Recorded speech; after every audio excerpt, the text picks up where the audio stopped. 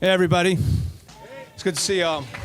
So, everyone, I don't know if everyone in the room knows, I assume most of you know that this was supposed to take place at a school, at a Jewish school, and as soon as we announced that Steve Bannon was speaking, we were booted out of there. And, you know, I got to tell you a little story. The first time I ever met Steve, the first time I was introduced to him, Tara introduced us at AmFest last December 2023, a few months into the war. And the first thing Steve said to me was, how do we get more Jews into the MAGA movement? How do we get more Jews into the MAGA movement? And we talked about that, and you had me on the show that day from AmFest, and we talked about that issue. And then a couple months later, or a month later, I was on, the second time I ever spoke to Steve, I was on his show because I had written an op-ed in the Jerusalem Post and gone on Frank Gaffney's show, and I'd called Chuck Schumer a court Jew. You remember? Steve, you remember that one? Yeah, and I got in some trouble for that. Media Matters jumped on it. It was a lot of, but these things are connected. You see, for too long, for far too long, our community, the Jewish community, has been dominated by progressive left organizations that do not have the Jewish community's interest at heart.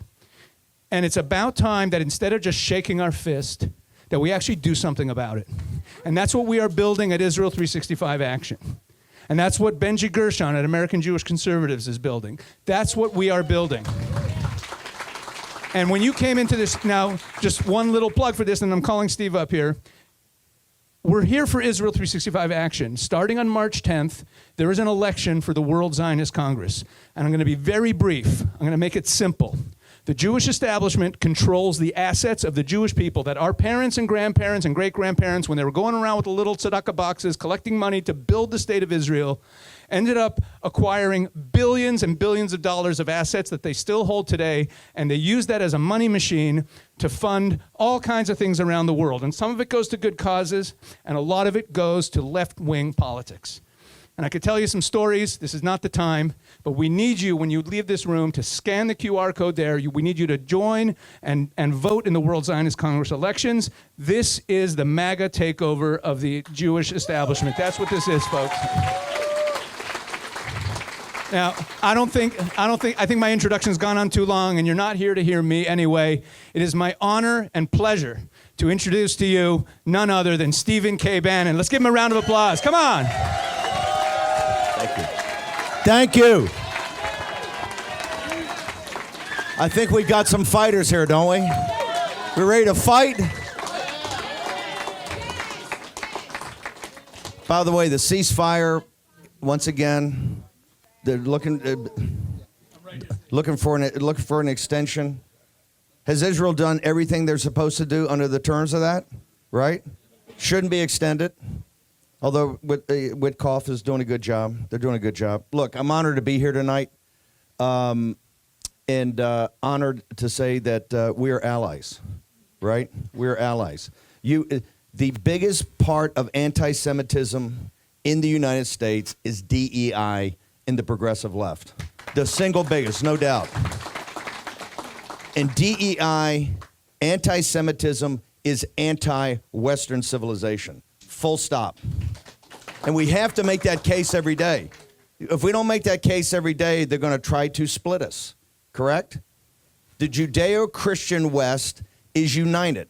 The progressive forces, and this is what you have. You have Marxism and neo-Marxism, which is DEI in the progressive left, and you have radical jihad.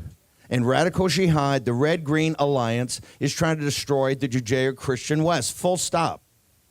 And everybody that is part of DEI, and everybody's a neo-Marxist, and everybody's that's a radical jihadist, not Islam, but radical jihadist, and believes in Sharia law and Sharia supremacy, is an enemy to the Judeo-Christian West, full stop.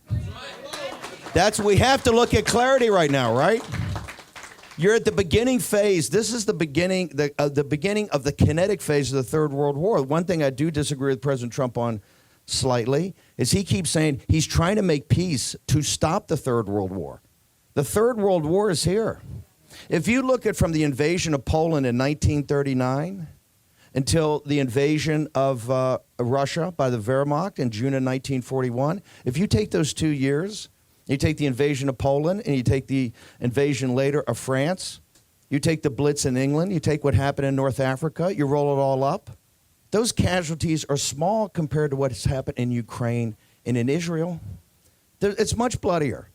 We've lost, 1 million Ukrainians have died in this war. And today Ian Bremmer was told me, and we had a conversation, he calculates at 1 million dead or wounded Ukrainians. But he calculates 800,000 dead or wounded Russians. And look what's happened. Look on 7 October. Was that as planned and as brutal as Pearl Harbor? Right?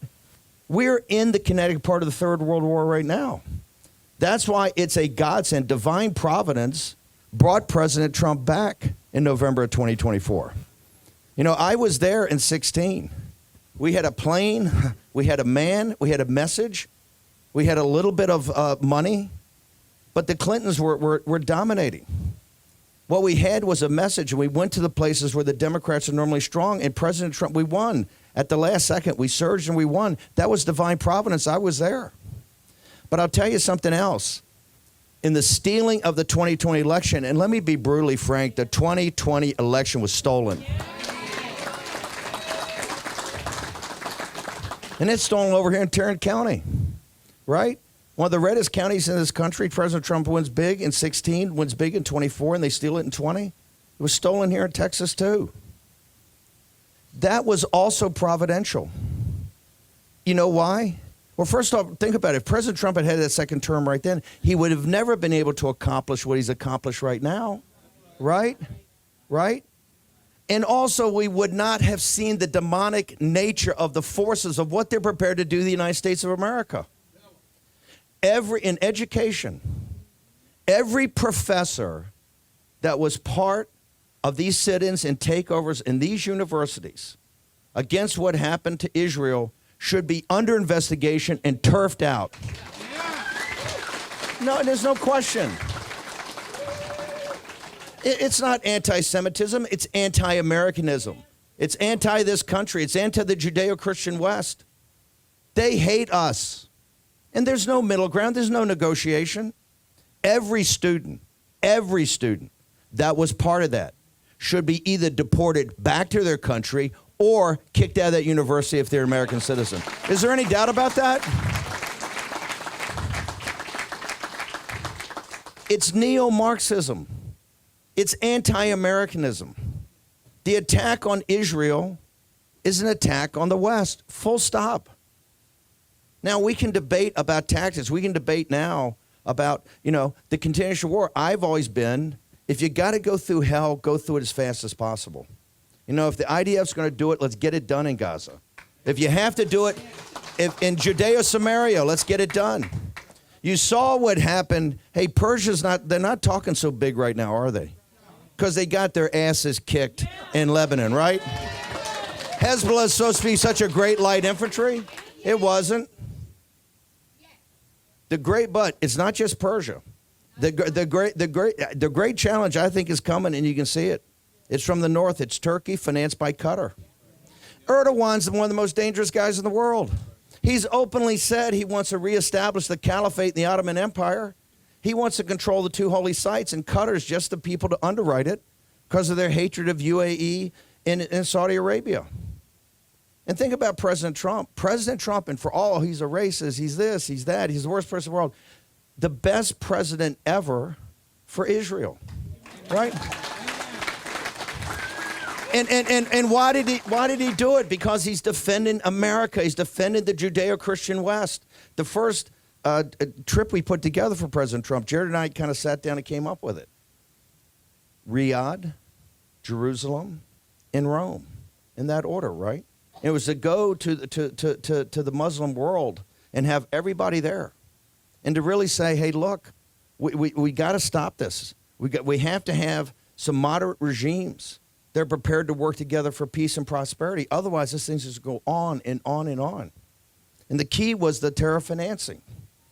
And what was the only country that didn't sign the Memorandum of Understanding for terror financing? Wait for it, Qatar, right? Now, I understand people have relationships with Qatar, and they've helped out in one regard, but I'll be blunt, I don't trust them. I don't trust them. They finance the Muslim Brotherhood. Hamas is a military arm of the Muslim Brotherhood, are they not? We have to call one thing, I think, in Israel that did let their guard down for years and forget kind of the religious deep aspect of this. That the Palestinian organization, yes, they're secular, but it's a deep, deep, deep hatred of the Judeo-Christian West by radical Islam. Look at the Abraham Accords. If it had been anybody else but Donald Trump, they would have won the Nobel Prize, he and Kushner. Just look at it for a second. Look at UAE and look what's been accomplished. Look at the peace. Look at the flights between each other. And it all stood together in the heat post October 7th. That's the beginning of a framework of a lasting peace. Now, look, President Trump's dealing at a different strategic level. I understand the Panama Canal in Greenland, the kind of Monroe Doctrine 2.0, right? The Arctic. Gaza, the Gaza redevelopment. I will say this. I guess we're not talking two-state solution anymore. I'm just saying. I'm just tossing it out there. President Trump, on that one, he's definitely playing five-dimension chess. But I think what he's saying is that we just can't go do it over and over and over again. There has to be new thinking, and he's putting it out there. I think we also have to think the military situation. The last thing any of us want to do is to be drawn into another conflict in the Middle East, particularly in Persia. There's got to be another way to deal with that. And I think you saw, I believe they're a little bit of a paper tiger, right? They've promoted Hezbollah forever, and guess what? Hezbollah turned out they weren't the greatest light infantry in the world, right? Now you got this situation in Syria. The situation in Syria brought on 100% by Erdogan. And you've got Israel now with the Druze. Israel's in southern Syria. That's going to have to be worked out. That may have to be a safety zone, right? That may have to be with the Druze. You know, you've got to think about that. But that threat from Turkey, financed by Qatar, to me is a ticking time bomb, and it has to be addressed, and it has to be addressed now, or we're just asking for problems. So I'm honored to be here. We have a long fight ahead. President Trump, I'm telling you right now, the force again. Look at yesterday with Zelensky. Wow. It's all about, he is a punk, but it's all about what it was about. And look, President Trump, think about it for a second. He's got guys to the right, like me. They're saying, forget Ukraine, walk away. Just even the money, just walk away from it, right? Walk away. It's the Bloodlands. We've never been there in World War II. Just walk away from it. And he's trying to be he's being a leader. He's trying to balance that and that. He's got the economic deal for an overall maybe a rapprochement with Russia. He's juggling 50 things. And in this, he's trying to accommodate. He's got folks on the right, like myself and others, saying, no more money, no more arms, nothing. And he's trying to accommodate. And what does Zelensky do? He goes to the Hay Adams Hotel, and he meets with 25 or 30 of these senators beforehand. And they jack him up, and, oh, you got cards, and the Senate's going to back you, and we're going to do this, and we're going to do that. And he goes over, and if you look at all 40 minutes of the tape, and I'm very proud that the channel that we're part of, Real America's Voice, we cover everything wall to wall. Because you're seeing history in the making. You're seeing history in the making. And President Trump, he's sitting right there. And remember, President Trump, the key to him was that beforehand, not in the room, not in the deal. He put you in the room. He's put you at the head of the table. Think of what he's doing when he has these bilats, and he brings you right in, just like the media, right there, and they have this discussion for 40 minutes. He is trying to accommodate Zelensky. And Zelensky's rolling the eyes and doing the smirk, right? And finally it gets down to, which I warn, they want a security guarantee. They want more American money, and they want American troops. Now, look, we've underwritten European security for over 100 years. We, the United States of America, bailed them out in World War I. We went back and bailed them out in World War II. We then bailed them out in the Cold War. Enough already. The American working man and woman, listen, think about the workers, and it's not the workers' fault, it's the elites. But the workers in Europe have full health care, right? Their pensions, they retire, I don't know, 50, 55. They get 6, 7 weeks off in the summer, right? They have free college. Do you people have that here in this country? Working people and middle class? Hell no. You know why? Because we have a $1 trillion defense budget because we're underwriting it. Also, I hate to bring up too ugly a point, but you talk about NATO. Remember, it was the Russian army, the Russian people that lost 60, 65 million people and bled out the Wehrmacht in the hardest part in Ukraine and in Stalingrad that allowed us to come from the West and D-Day and the 8th Air Corps over Germany with the British, but to lose relatively so few people, right, relative to what they lost. And you talk about NATO and they talk about our allies. I go, hang on for a second. Norway, Quisling, was an ally of Germany. Sweden was neutral, basically an ally of Germany, right? Italy, Germany, we know where they were. Spain, we knew where Franco was, right? The French, let's be brutally frank. They basically, this is from the casualties in World War I. They didn't have it, but they just rolled over. And then the Vichy's, the Vichy government, how bad was that, right? You had to go on a handful, and you had the resistance. And most of the resistance was communists and Jewish that really fought the Nazis inside of France from day one and helped to prepare a D-Day. If you look at every nation, in Poland, yes, Poland in as much as they could be. The other nation is Eastern Europe. So, hey, when you talk about the fight against the fascists in World War II, our allies were the Chinese people and the Russian people. They had horrible leaders, from Chiang Kai-shek to the communists and the Bolsheviks. The Bolsheviks are murderous, dictatorship. But the people bled out against the fascists and the elites of Europe. The elites of Europe always take the easy way out. They always take the easy way out. They've never been the friend of the working man, from the monarchies and the aristocracy to the elites in Davos, the party of Davos. They're not our allies. That's what President Trump, I think, is saying. What he wants to do is lay down the guns. We have fought long enough. We've been fighting since August of 1914, basically continuously, right? It's time to lay down the guns, particularly in Ukraine. You see how vicious this is going to get, how modern weaponry. And this is what Trump is asking for. This is what President Trump's trying to do. He's trying to do the same thing in the Middle East. And he's the only man. Does anybody in the world think for a second that Putin would have ever invaded Ukraine, or that Hamas and the Muslim Brotherhood would ever did? Not in a million years would they do what they did on October 7th, right? It's Donald Trump. That's why it's providential. That's why President Trump's providential. That's in 2024. Once remember, against all odds. Because you go back and look, I had a ringside seat on this from a federal prison, right? I got out a week before.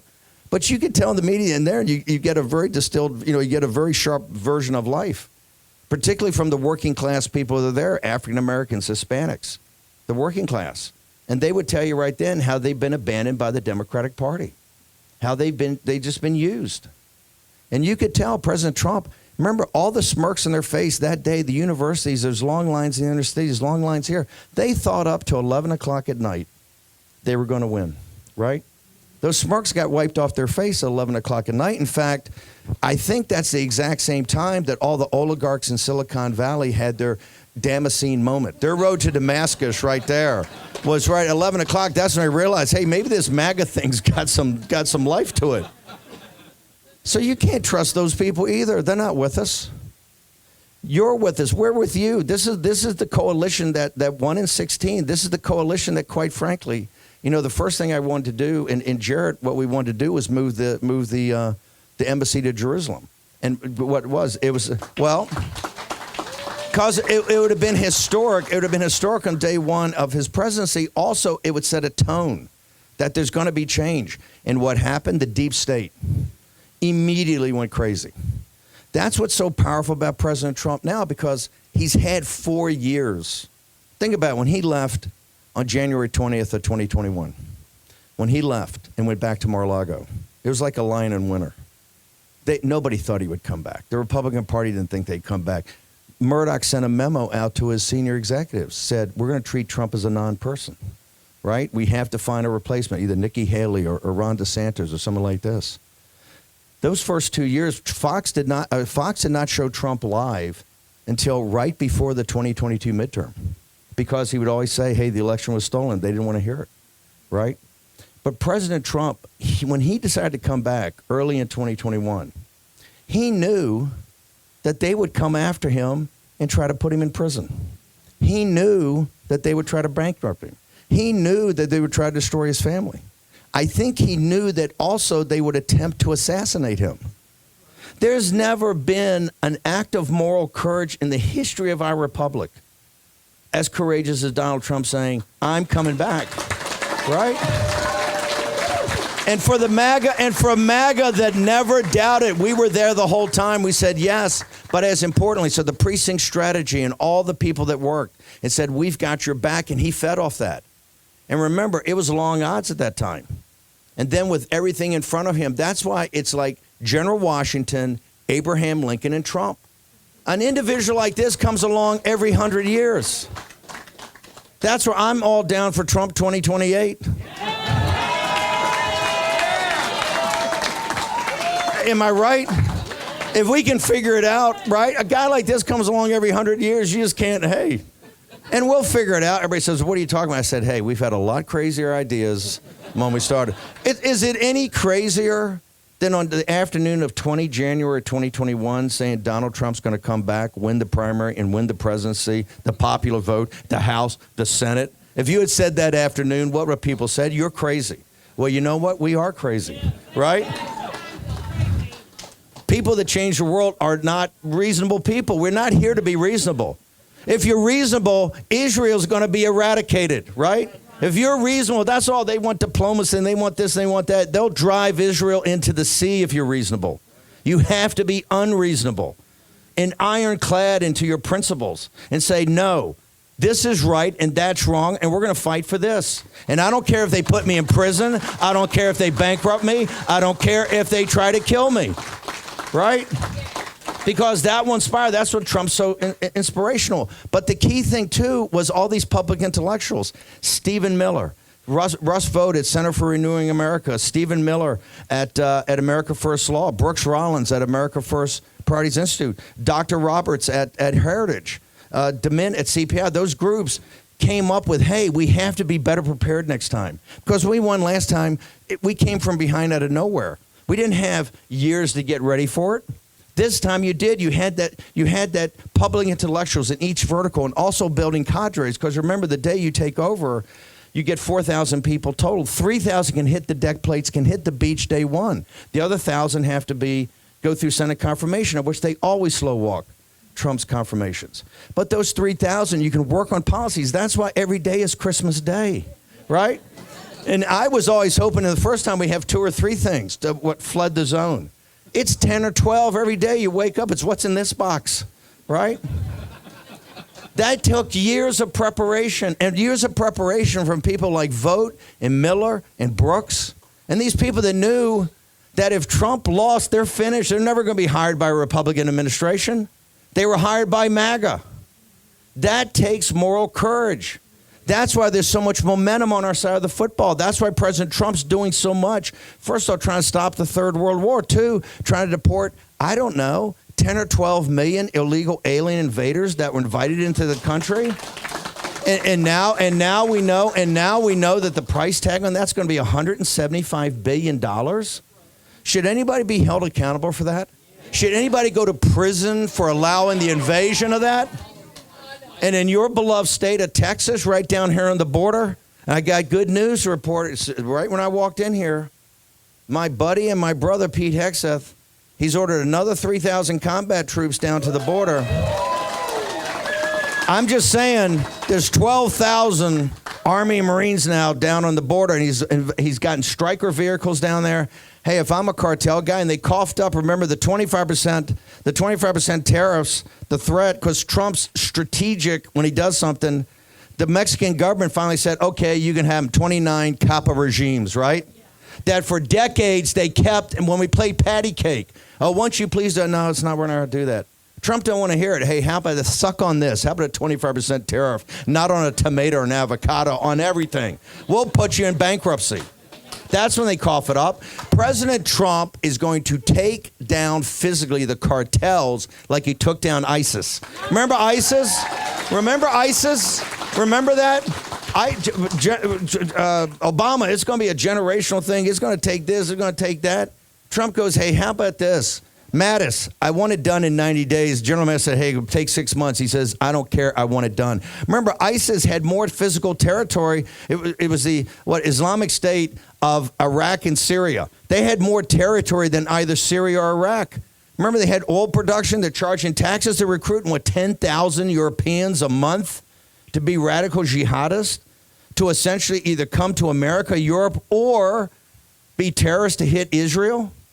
The outpost of the Judeo-Christian West in the Middle East. And what did Trump do? It's not generational. A generation to him is 90 days. Let's do it. Does anybody even talk about ISIS or the victory anymore? When Donald Trump's up on top of you and saying, hey, you're a problem, I'm going to take you down, trust me, you're getting guys' attention. He's going to physically destroy the cartels. And the Mexican government's going to have a choice. Because that's the Chinese Communist Party. It's a second opium war. It's fentanyl. It's a chemical. They already had a biological weapons attack with COVID, right? They have now a chemical weapons attack with fentanyl, correct? And Trump said, I've had enough of this. We're not going to have 100,000 people, die every year, graded twice as much as Vietnam in 1 year. We're not going to, I think it's 1 million people dead in fentanyl. He's got spy planes up there. The cartels understand something. And the bankers and the establishment and the political class in Mexico better wake up. Because we're coming for you too, and we're going to take you and put you in a federal prison. Okay? Cartels are going to be physically destroyed. Those combat troops, I got news in Mexico and the cartels, they're not there to secure the border. The border's been secure. Remember you couldn't secure the border, that he had to pass the bill in the Senate? Oh, he didn't pass the bill in the Senate. Trump's terrible. And that's the only thing secure the border. Right? Or there are deep issues, fundamental issues we have to deal with economically in Central America. And all this nonsense. By signing 5 executive orders on the first day and sending troops down there and sending people back, I think 100 people came across the other day. Because everything was a lie. This was all an invasion, right? To drive down wages and to destroy kind of the working class in this country. And guess what? It almost worked. Think about it for a second. We have 12, and I'm not talking about, I only count from January 20th of 2021 to the day Biden and the Biden regime got kicked out. That's 10 to 12 million, right? If you have to go back in time, it's much more, but let's deal with this, because it's going to take us $175 billion to do it. So my point is, President Trump is in, and he's going to need your support more than ever, right? We're 35, you're going to see the intensities we're about to get real in this thing. Because one, it's going to come down to money. We are technically bankrupt, right? We just keep printing money to pay for this. It can't happen anymore. And look, Elon Musk and Doge, I hope they find $1 trillion of waste, fraud, and abuse. I hope they do that. But in the contingent that they don't, we're going to have to make some tough choices. We can't have $1 trillion defense bill. You can't do it. You have to eventually get but you just can't take a meat axe to Medicaid. Heck, half of MAGA, 2/3 of MAGA's on Medicaid. It's not that they want to be. People in this country don't want to be on Medicaid. It's economic distress, right? So we're going to have to make some tough choices. All the easy choices are years behind us. They're years behind us. They're tough choices. That's why we have to come together. We have to have President Trump's back. Because on 14 March, when the CR's got to be done, I'm telling you, I've been saying this for months now. They're coming for him, and they want to shut his government down, right? Before, they've always voted to keep it open because you got to keep the government open, except when Donald Trump's president. That's a different deal. So President Trump, the firestorm that's before us is going to be more intense than anything you can imagine. Think about it for a second. When you have to cut, the convergence of you have to cut $1 trillion somehow out of the spending. And I'm talking annual, not this phony 10 years, and they tell you 10 years, they're going to cut $5 trillion, they're going to do this. Remember, it's all in the out years. It never gets cut. You don't get to $36 trillion with $1 trillion added every 100 days. Every 100 days. This is why inflation's not going down. This used to be the deficits and debt didn't matter because, with your children and grandchildren. No, this is today. The refinancing, you have to refinance about 1/3 of the federal debt every year. It's the refinancing of that at higher interest rates that embedding inflation. Inflation is not going down. They just gave the fourth quarter numbers, a classic Biden move, because everything gets restated, right? oh, we thought we created 1 million jobs when the initial press release came out, but it turns out it's 200,000 jobs and they all went to foreigners, right? Well, the key when they restated everything the other day, just like they always do, but the big one was in the fourth quarter, they said inflation was 2.2%. They had a slight adjustment, 4.2%. Not like 2.6 or 4.2. Hey, dude, how do you miss it by that much? 4.2%. President Trump is been handed an economy that is rapidly sinking. And they're going to blame him for everything, right? Blame him for everything. That's why we have to have his back more than ever, because they haven't lost their mission. Their mission's to put Trump in prison and have him die in prison. Their mission is to put the people around Trump in prison, right? Their mission is to walk away from Israel and let the anti-Semitic, anti-American, anti-Judeo-Christian West, radical Marxist and radical jihadist run this country. Not just the universities, the corporations, the government, the whole deal. That's the stakes. So we don't have a choice. We either fight it and we win, or when you lose it, you're going to lose it all. And that's why we got to keep winning. We've got momentum now, and we have to fight together. I'm honored to be here. Thank you very much. Appreciate it.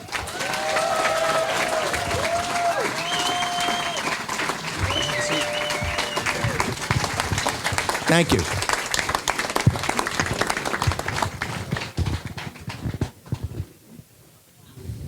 Well, thank you, Steve. By the way, that's member of Knesset Ohad Tal from Israel, and the president of the NRB, Troy Miller, is here. You know Troy from the NRB, and we got some other important folks here: Victoria Sarvati, Irma, Benji Gershon. He was on your show when we did that special, American Yes. Jewish Conservatives. Amazing. He does events down here. Amazing. And this is Rabbi Tuli Weiss. He's the man behind. You know, Steve, you know me, but he's the founder of Israel365. He's the one who brought me in to push MAGA in Israel, to push Trump in Israel. He led the Trump effort in Israel, getting all the Americans in Israel to vote I'm Trump. telling you right here, this is MAGA right This here. is MAGA. Come on. Yeah. This is Amen. MAGA. This is no doubt. So, Steve, Yeah. Yes, sir. you know, I don't want to pussyfoot around. I want to get right to a serious issue that we need to talk about. In the America, I didn't talk about any of those in my speech. oh no. In the America First movement, and everyone in this room knows and is concerned that in the MAGA movement, in the America First movement, there are some voices that are not favorable to Israel. It's a topic that you and I have discussed many times. I want to read a quote from you. Many of these are very close friends of mine. Oh, for sure. I wouldn't say, let me describe it differently. I think you have to see where people are coming from. I don't believe they're anti-Israel voices, because I do think there's a way we got to think. Look, Karl Rove yesterday, he was the first guy to come out and criticize President Trump on Fox. And what'd he say? He said, look at that, what happened in public diplomacy, and this should be done behind closed doors, and this one happened. What happened in the Oval Office was perfection, right? Was it not perfection? You get to see it. Because, think about it. Karl Rove and Bush and that clique, what did they do in Iraq and Afghanistan and lied to the American people? And for 20 years, with $9 trillion, $7 trillion in Iraq and $2 trillion in Afghanistan, behind closed doors. If that had all been out, we could have talked this through and have been a very different situation. So I think when you talk about some of my colleagues and comrades that I don't think they're anti-Israel, and I don't think they're anti-Semitic. I know these people. These are good people. I think what they're saying is that, hey, given everything else going on in the world, geostrategically, what we can't do is get sucked into another war, particularly a ground war in the Middle East. And that's where I think we got to be very careful about Persia. It's very easy to kind of get sucked in to do something, either airstrike, land strike, or whatever. I just think we got to be very careful about doing that. And my point is, the Israeli military destroyed Hezbollah up there, right? Remember all the big talk about Hezbollah? Once they were able to go and actually take the fight to them, things changed. So I think you got to, I view it in the context that we've come out of 20 years of war, of which we had, 10,000 casualties. That's just the uniformed services, not the contractors. We have 50,000, 8 to 10,000 killed in action, 50,000 casualties, right, wounded. You've got 20 suicides a day. We still are. We spent $9 trillion. I think in that context, particularly the rise of the CCP, the Chinese Communist Party, and remember, the Chinese Communist Party may be the biggest threat to Israel of all because of the deals they're doing with Persia, the output deals for the oil. What they're doing really with Saudi Arabia, these output deals, and trying to get the Gulf Emirates and others to try to destroy the dollar, to have the BRICS come up with another currency. Remember, we ought to have a debate nationally at one time about do we want to be the prime reserve currency. But right now, we don't have a choice. If the dollar is not the prime reserve currency, we're screwed. You can't sell those bonds.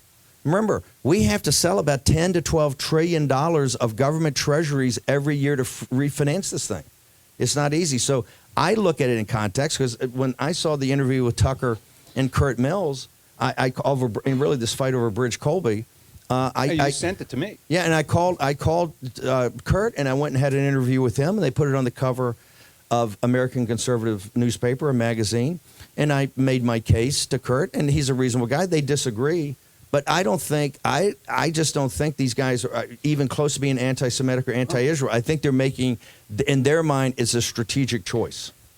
So give us some advice here, because the narrative framing of being pro-Israel for a lot of younger conservatives, and I saw this, I went to America Fest the last couple of years, and I talked to people. You see, among a lot of younger conservatives, being pro-Israel is kind of being cast as like a neocon position, and there's got to be a different narrative frame. You've said, and I'll read I think it's worse than, I think under 30, listen, we got to be blunt, I think under 30 years old, I think the support for Israel's in single digits. It's 10%. It's not good. But I think this is the thing that... So what do we need to do differently? What do we need to message differently on Israel? Not message. First of all, I think you have to get out there and make the case and let people see it. It's not. It's basically quiet. Remember, all these kids come up through, and this gets back to the neo-Marxism of DEI. The greatest anti-Semitism in this nation is the progressive left. The progressive left. They've warped these kids' mind. When you sit there and try to talk to them about facts, it's almost not their fault. They don't know the facts, and nobody's really consistently present the facts. They've come to a school system and the more elite you get, the more radical it gets. Look at what the worst protests were. The worst protests are at our finest universities, led by the faculty. Every time it's the faculty leading these kids there. Right now, you have some kids that are bad apples, but basically, so I think it's not just that. We also have to have a position of what we're trying to accomplish. And I think we have to tie, I believe, this is why we went Riyadh, Jerusalem, and Rome. Because Jerusalem and Rome is the Judeo-Christian West. It's Western civilization. You have to make that case that we're defending America, we're defending Western civilization. It's not any one nation that, we're doing a special deal for. We're not. That's essentially us. That's us. That's America. That's Western civilization. And we have to make that case. And I think if you make that case, you'll start to turn minds. Right now, I think it looks pretty grim. I mean, if you go to these younger things and look at the influencers, and the reality is we haven't made the effort, right? We've kind of sat back and think it's going to happen. I also think things like, and I think some of the groups that think they're helping the Jewish people or Israel, I think we're counter, like AIPAC. I think continue with our debt situation, making such a big deal about this arms thing. It's $3.5 billion. It's not that big, and you could just not do it. You make that, and you're fueling the fire. There's so many Jewish groups, I think, that play into the hands of the people that are either questioning or their enemies. And so that's why I think it's got to be complete rethinking. But it's going to take a ton of work, and it's going to take commitment. And there are people in Israel on the right in our camp who are working on, really advocating for Israel to not take aid anymore from the United States. The aid situation as a percentage of our budget, even as a percentage of our military budget, you're right, adjustments could be made and get it out of the way. On the other hand, Steve, if you look at it as defense spending, and I'm saying you can't have all this defense spending, but if you compare it to having Air Force bases in Saudi Arabia and Air Force bases in Jordan, which is not foreign aid, that's defense spending, and in Israel there's no American base because the Israelis do the job themselves. If you look at it from that perspective, Israel's a bargain. I'm not that big on even having the air bases in Saudi Arabia. No, I agree. I'm also, look, I'm a hardcore nationalist. I'm not, and I'm different than a lot of my colleagues. I don't like the foreign capital coming into the country. You know, with foreign capital comes foreign control. You see the guys coming in and we're going to put $1 billion here. The Japanese are going to put $1 trillion in. Once you do that, you have foreign control. I'd like the United States of America run by citizens of the United States of America, right? If you had the difference between being run by the top 100 partners at McKinsey, or the top 100 partners at Goldman Sachs, or the top faculty at Harvard University, the top 100 in the faculty senate, or the first 100 people that came in here tonight, and add in a couple of red ball caps, the country would be much better off because you're more common. Well, listen, what is Trump? Trump says it's a revolution of common sense. The common sense is in this room. It's not just American common sense and grit and determination. It's also American decency, right? The working class people and the middle class of this country have always done the right thing eventually. And that's why we won the revolution and the Civil War and World War II and got through the Great Depression. We're kind of in that fourth cycle right now. And it's all going to be determined about this, but I think we have to start making the effort. I don't think there's enough outreach to do that, enough people engaging that we have to, and you have to get into these schools and you have to combat it. The schools are propaganda factories. Just look at what happened in the universities. Were you not shocked at some of the finest universities in the country, in the viciousness, in the hatred, the raw hatred? And you look at the faculty that are adults, the rest of these are kind of kids, but if you look at the faculty and the hatred, almost foaming at the mouth, right? That's hatred of the United States of America. They hate this country. They hate what this country stands for. They hate the values that have built this country. They hate all the underlying precepts and principles of the Judeo-Christian West. They hate it, and they're out to destroy it because it's a combination of Marxism and radical jihad. And eventually maybe they take each other on. But right now they're united to destroy us. And we have to combat that. It's just not, you can't wish it away. You can't look the other way. We've looked the other way for too long. This is why I'm not really a Republican. I mean, I'm a registered Republican because the Republicans have been controlled opposition. We didn't get in this shape. We didn't get in this shape overnight. This was decades and decades and decades of people taking the easy way out and say, look, I don't want to do it. I'll get done at the country club, or I'll be othered, or people think I'm a nutcase. Right? Remember when Trump first ran? All the people supporting him were supposedly fringe and nutcases. In 2021, everybody that was around President Trump was debanked. We have the second largest podcast, essentially, in the country on a pretty regular basis, politics, and back to the Obama guys, Pirates Save America. I am banned permanently on every platform. We're banned on Twitter. We're banned on Facebook. Spotify. We're banned on Spotify. We're banned on, I don't know, YouTube. We're permanently banned, right? And I've never, since Trump wanted to go back, I'm not going to go back to those guys. I don't give a damn. I'm not going to give them a penny. To hell with them, right? Mm-hmm. So my point is, they're so vicious. They want to see, they work for the destruction. And that's why, to me, it's got to be accountability. It's got to be accountability to these corporations that were the most radical at DEI, right? It's got to be accountability in these universities, starting with these faculty senates. Right? The donors got to demand it. Bill Ackman, if you ever read that Twitter feed of Bill Ackman, right? And he came to a big realization that you read that Twitter feed that went for like 5,000 words. He had been given to Harvard, right? And all of a sudden he gets halfway down there and he goes, he finally had a realization that what he was funding was actually destroying the country and also out to destroy Jews. And it was a huge revelation of what he'd been doing. Those people have to wake up, and it's our responsibility to wake them up. Amen. Amen. Hell, I'm one of the most pro-Israel people out there. I'm considered a raving, the ADL, a raving anti-Semite. Why? Why? Because I'm a populist nationalist. I'm a threat to the system. That's what I went to prison on a misdemeanor. Why? Because I wouldn't bend to Nancy Pelosi. That an illegal. What did I say? I said this committee is illegitimate. It has no ranking member. It has no minority counsel. You can't get you can't get the information. You can't cross-examine witnesses. It's gun deck. All to do a criminal referral on Trump. And I'll go all the way to the Supreme Court. And remember, the appellate court, which normally comes back in 30 days, it's been almost a year they're waiting to send me to prison. I didn't care. If you got to go, you got to. I'm not going to bend the knee. And here's the thing. Every person that signed that document to send me to prison crawled on their belly to the White House to get a preemptive blanket pardon that's never been given in the history of this country, right? And all their staffs. their staff to send all those J6 people to prison. When I'm in prison, you should see the J6ers, guys that walked in the thing, they're there for 3 and 4 years in a federal prison, not some camp. I mean, you're in a prison with lots of bad hombres, right? So there's nothing they will stop at. You look at what they did with President Trump. Remember, President Trump, just on Jack Smith, was 350 years in federal prisons. They want him to die in a federal prison. Until you embrace that, you can't understand the depravity of our enemies. And they're depraved, and they are our enemies. Remember, you take an oath in the Constitution against all enemies, foreign and domestic. The founders knew this. They knew this could happen, and that's why we have to fight. And quite frankly, in this situation, it's back on you. You're not fighting hard enough. If those kids have been totally how did that happen? You know how it happened? We just kind of took it as neighbors. Of course, this is the way the schools are, and I don't want to go to the school board. I don't want to go to the meetings because I'll be othered. They'll take me on camera. People will yell at me. They'll put it on the news. I'll be considered a wingnut.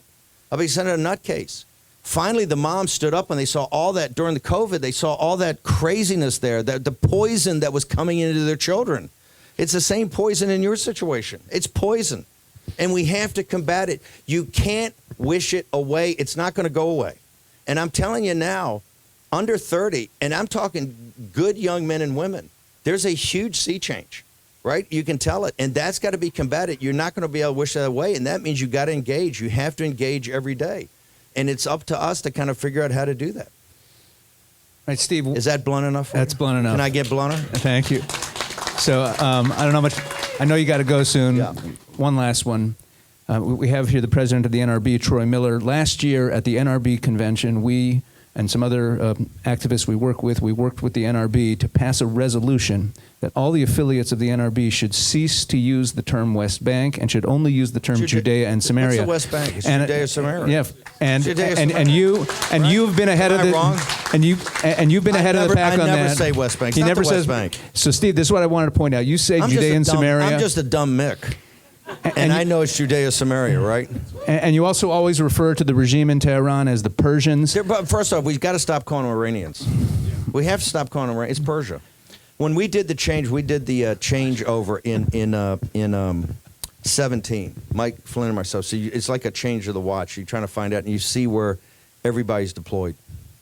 I was talking to Flynn, then you look at everybody's deployed. Remember, we're in 115 countries with 150,000 troops, which is, ridiculous, okay? That's one of the reasons driving, when you talk about some of the guys that are opposed to some of the stuff with Israel, I think that is what's driving this, the post-war international rules-based order, being a hegemon, is not, we're a revolutionary power. We came from a revolutionary generation. It's too much, and I think that's part of the thinking. But so we're going through, and in Syria, you got a CIA army here, and you got other guys here, and then you got Hezbollah, and you got Persian militias, and you got all this. And I go, well, where is this? I think it was Palmyra. And Palmyra, if you know it, it's got these amazing Roman ruins, just stunning, that still kind of exist. And you had, within a mile of each other, the West, right? The United States and its allies, Israel and its allies, and you had the Persians on the other side. The same exact place they were 2,500 years ago. It hasn't changed. It hasn't changed. We need to start referring to it as Persia. It's the ancient enemy of the West, right? It hasn't changed. This is my point. It's not Israel. It's the West. And these forces that are aligned against it now have always stood against the West. This is why I think President Trump, and I hope he gets the Nobel Prize for this, is looking for a rapprochement with Russia, understanding the KGB are tough hombres, and you can't trust them, but somehow he'll try to figure it out, and Ukraine will be a subset of that. That will at least start to, break them off from the CCP, break them off from the mullahs in Persia, and then we can have a reset and think this thing through, because Europe's never going to take leadership. At least they always want a free ride. They always want a free ride. So we have to do it, and this is what I think President Trump's going to do. But don't call it Iran. You call Iran this young nation. Look, in January, this time in 1980, I don't know, I was 23, 24 years old. I was on a bridge of a destroyer, Navy destroyer, as a Lieutenant JG. And my ship was in the North Arabian Sea and in the Persian Gulf. I was in the 7th Fleet, but we had been called over the day that the embassy was taken, right, to come over as 2 carrier battle groups where we'd never been before. Gonzo Station and Camel Station, right off in the North Arabian Sea by Oman, by the entrance to the Straits of Hormuz. And I can tell you, looking at Persia, it's kind of a wasteland down there, right? But it's so vast. It's so vast. And we've been there. I've had my brother, my daughter, since that time, I had my brother's a Navy pilot. I had my daughter go to West Point. She served in Iraq with the 101st Airborne. My brother was with the Gaddafi raid. My nephews all served in the wars, either in the Gulf War, in the Iran-Iraq War. But the point is, we're just working class, middle class mix from Virginia, and we're not career guys. We spend the basic 4 to 8 years, serve the country, and then go back to civilian life. But since 1979, 1980, we've all served in the Middle East, all of us. The center of gravity of the this is why CENTCOM and these guys are so hard to kind of break that mentality. That's one of the reasons I think you're seeing the pushback. And that's why I think people that love Israel and people want to see Israel not just survive, but thrive, right? We have to go on offense in an information war and let people know what the truth is. When I was a kid, as a young boy, I was a paper boy. And I remember in the 67 war, picking up the paper every day, you had Moshe Dayan, these guys were heroes. Right? They were totally outgunned, they're thinking every day they're fighting back in the front page of the newspaper. You don't see that anymore. Why is that? We have to go on offense like that. People of goodwill. And remember, the people that don't agree with us here are men and women of goodwill. We have to be able to take the information to them in a reasoned way and say, hey, maybe you're not thinking about it this way, and be relentless about showing it. And if we do that, we're going to win. We're going to win over many more people than we're going to lose. And the ones you're going to lose, you're never going to get anyway. And as long as you got a guy like Trump, right? And this is why it's so special. And quite frankly, this is why I'm for Trump 2028, right? A guy like this comes along every 100 years. And people say, oh, Bannon, that's the craziest fringe idea. I said, craziest fringe idea? In 15, I told everybody who's going to be president of the United States, oh, you're a nutcase, you're a kook. In 21, on the afternoon with Boris Epstein, we said, hey, this guy's coming back. He's going to win. This is the afternoon of the 20th of January, 2021. He's going to come back. He's going to win the Republican primary. He's going to be the president of the United States. And I'm telling you, that idea, those 2 ideas at the time were a lot more marginal and kooky than Trump 28, right? So somehow we'll figure it out. Amen.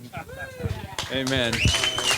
Well, thank you, Steve. It's Love been you an guys. honor. Thank you very much. Love you guys. Thank you. Thank you. Member Weiss, member of Knesset. Amazing.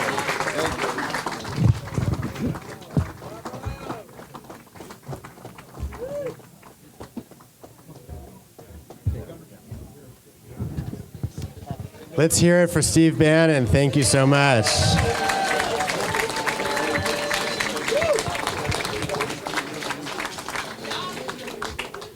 We have a great program here. So this was amazing. And if you're surprised to hear messages like that at a Jewish event, so all I have to say to you is welcome to Israel365 Action. That's right. We're looking to bring new leadership to the Jewish community, new leadership to the Zionist movement. We're looking to support Judea and Samaria, and we are looking to extend Israeli sovereignty in Judea and Samaria and to strengthen relationships between Jews and Christians. That's what Israel365 Action is all about, and we're running for the World Zionist Congress. So please take a look, join our movement, Israel365action.com. It's really so important. It's so, so important. It is my honor tonight to be welcoming one of the current leaders of Israel and the state of Israel, and we pray one of the future leaders as well of our people.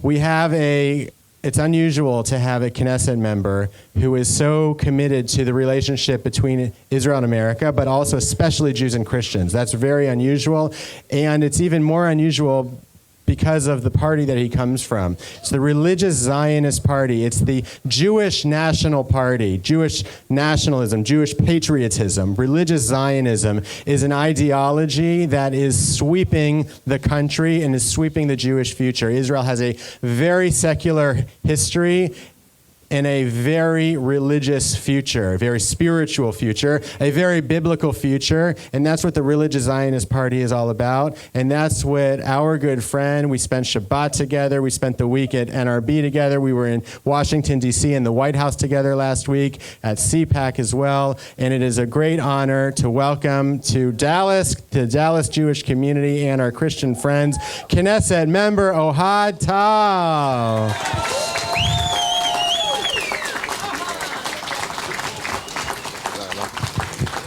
Shalom, everybody. Wow, how do I speak after Steve Bannon? Oh my God, how do anybody can do that? Tom, I'll try, and to do that in 2 minutes. So that's another challenge for a politician to speak for only 2 minutes. You know, last week in Lebanon, they had the funeral of Hassan Nasrallah, the leader of Hezbollah. And his son, you know what his son, how they ended the funeral? By chanting, "Death to Israel, death to America," and burning American flags. You know where else they're doing that every day? In Tehran. They're doing it each and every day. You know where else they were doing it in the past year? In college campuses in America. So when you're seeing here Christians and Jews fighting together against global jihad, it's very true. But it's against global jihad and against their partners in the progressive woke culture here in America. And this is why Jews and Christians, we have to fight together. We have to fight together. We have to fight, and we have to win this war. And Israel is just at the forefront of this battle. We have to win the war. And the only way to actually win the war is by taking away the hope of our enemies that they'll be able one day to destroy us. And the practical way of doing it is by applying Israeli sovereignty in Judea and Samaria.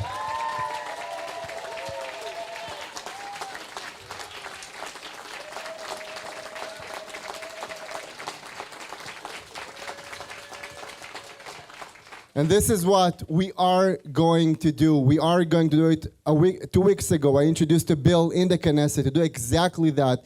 And please God, with this president, with the President Donald J. Trump, we will make it a reality. Please God, very, very, very soon. We will finish the Ayatollahs in Tehran. We will finish with Hezbollah. We will finish with Hamas. And we will apply sovereignty. And thank you. I want to conclude one last thing. We had an unbelievable Shabbat. And truly, I want to tell you that what you are doing in Israel365, you are making history. You are making history. I know not everybody understands. I know. Again, I'm coming from a party, and I'm coming from Israel, which, again, even I getting, like, people telling me, what are you doing with these weird questions? Like, what's your story? Why are you investing so much? I know. But you are leading a movement which makes history. You are making America great again, and you are making Israel great again, and together we will make the world great again. Thank you so much for everything, you and all your team, Rabbi, Rabbi Eli, Rav Pesach. Thank you for everything you are doing. Thank you so much.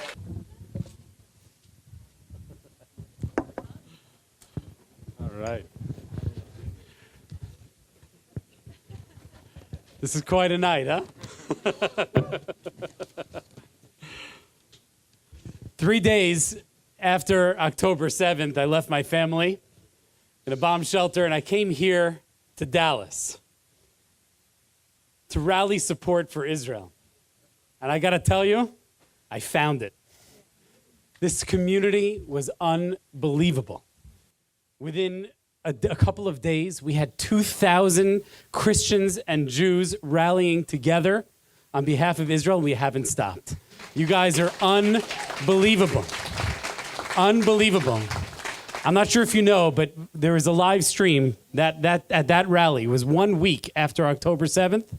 And so many people in Israel were watching that and weeping as they saw the unbelievable love and dedication of this community.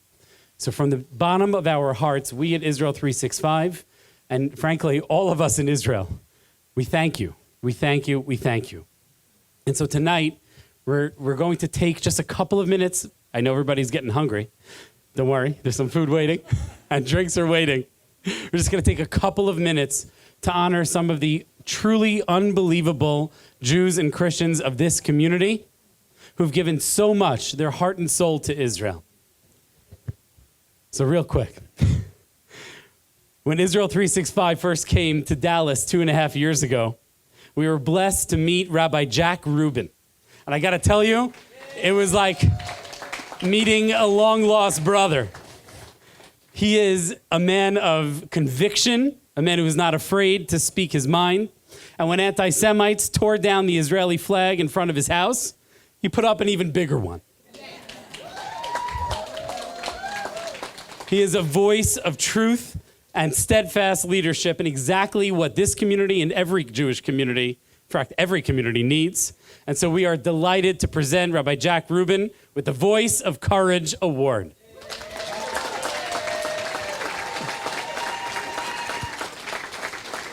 Rabbi Jack.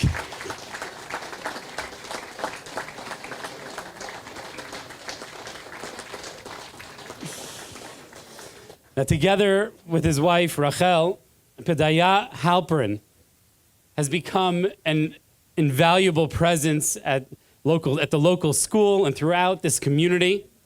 As an Israeli shaliach, an IDF reservist, and an incredible musician,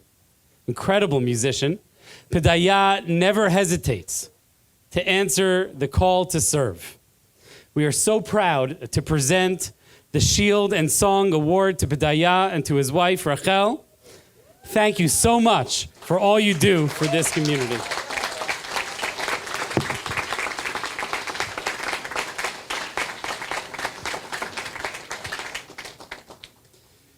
As founder and president of American Jewish Conservatives, Benji Gershon has demonstrated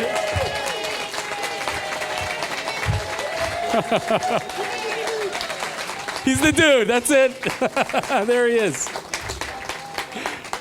Benji has been our partner all in with Sharon and Israel365 Dallas. Together, we're doing unbelievable things. You've led the way. Thank you, Benji, for all that you do for this community and for the Jewish community throughout America and for the entire Jewish people. Amen. Thank you so much.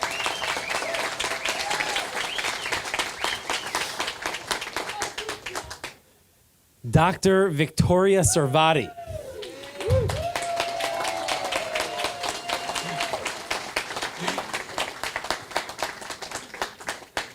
You're one of the very first people we met in Dallas. I don't know, I think I spend more time in your house than all of my aunts and uncles combined. It is unbelievable. You always open your home to us. You're there for the Jewish community. What you've done as executive director of the March of Remembrance Dallas chapter, leading at SMU, bringing Christians and Jews together and standing with the people of Israel steadfastly. From the bottom of our hearts, we thank you. And it is our privilege to present you with the Heart for Israel Award. Thank you so much.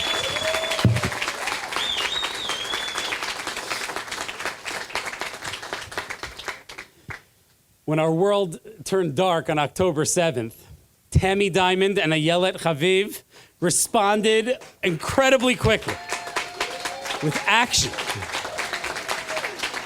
Mothers, power women, business leaders, just incredible. Just incredible. Through their tireless dedication, they've raised nearly $300,000 for IDF soldiers.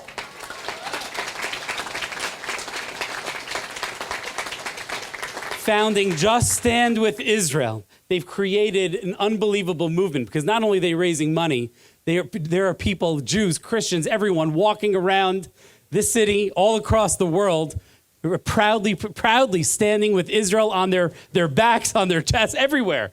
It's just unbelievable what you guys have done.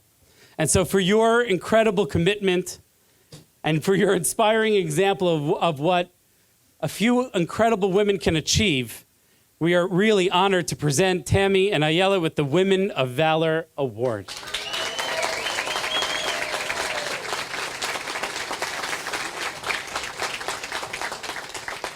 And finally, tonight's mystery honoree really embodies the essence of what it means to be a true guardian of Israel.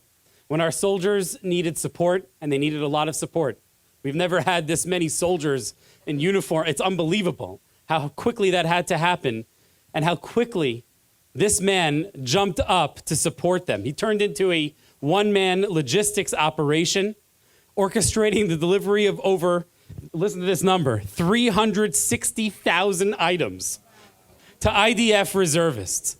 He's made 4 trips to Israel this past year alone.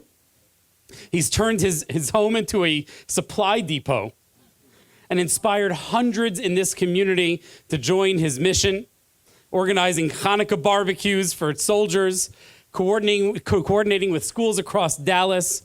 He's created just an unbelievable bridge between the incredible community here in Dallas and the people in the state of Israel. And his signature sign-off tells you everything that you need to know about his character. Attitude is everything, so choose a good one. So known by his special code name, Agent Ivan, we are proud to present the Rock of Israel Award to Ivan Sachs.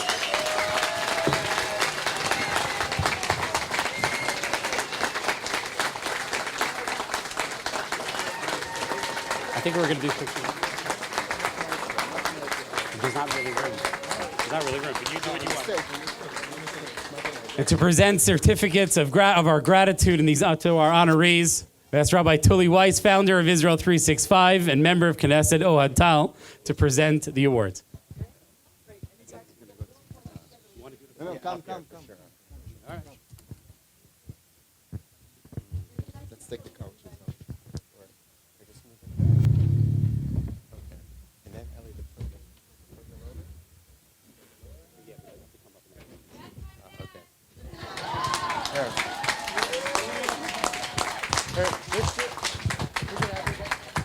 Come on the stage. Okay, and Ellie, come on the picture too.